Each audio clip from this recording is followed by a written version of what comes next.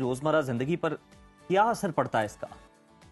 देखिए, हम तो बीमारी, नफसियाती बीमारी मानते ही उसको है ना कि आपकी ज़िंदगी रुक गई है।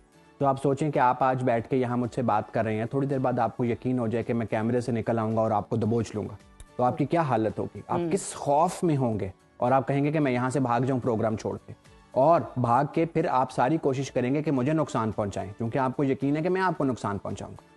तो देखिए, ये जो ताने बाने बनते रहते हैं ना दिमाग में, फिर इसका असर रिस्क पे आता है। मरीज खुद को नुकसान पहुंचा सकता है, किसी को नुकसान पहुंचा सकता है, निगलेक्ट आ जाता है, वो अपना ख्याल रखना छोड़ देता है, डिसहेबल्ड हो जाता है, कमरे से बाहर निकलना छोड़ देता है। मुझे यकीन है कि मैं निकलूंगा तो मुझे कोई मार देगा, कमरे तक महदूद हो जाता है। और बहुत सी दफ़ा जो आवाज़ें आती हैं वो कोई काम करने का हुक्म भी दे सकती हैं, जो कि अगेन ख़तरनाक हो सकता है।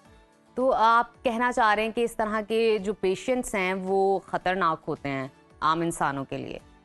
देखिए, सारे खतरनाक नहीं होते, वो कई दफ़ा अपने लिए भी खतरा होते हैं। मेरी एक पेशेंट थी, she walked into a mosque, local mosque, और उसने मस्जिद में जाके मौलवी साहब को मिंबर से हटाया कि मेरे पे नई नमाज नाजिल होगी, मैंने नमाज पढ़ानी। अब ब्लास्फेमी का उस पर चार्ज लग सकता है, लोग उसको जला देंगे। आपको पता है रिलीजियस टॉलरेंस नहीं है हमारे माशरे में, तो वो खुद रिस्क पे है, वो किसी को नुकसान नहीं पहुंचाएगी, लोग उसको नुकसान पहुंचाएंगे। उनको नहीं समझ आएगी कि ये साइकोटिक है। तो हर दफ़ा ये नहीं होता कि किसी को नुकसान होगा, किसी को भी पहुंचा सकते हैं, लेकिन ज़्यादातर वो खुद डिसएडवांटेज पे होते हैं। बिल्कुल ठीक। डॉक्टर साहब, हमने आपसे गुफ्तगू की सिम्टम्स के हवाले से, वजूहात के हवाले से, इसकी आम आसान डेफिनेशन के हवाले से, ताकि हम साइकोसिस समझ सकें। लेकिन नेक्स्ट प्रोग्राम में हम इसकी इलाज पे बात करेंगे कि इसको किस तरह ठीक किया जा सकता है, क्या प्रोसीजर है। बहुत शुक्रिया डॉक्टर साहब आपकी मौजूदगी का।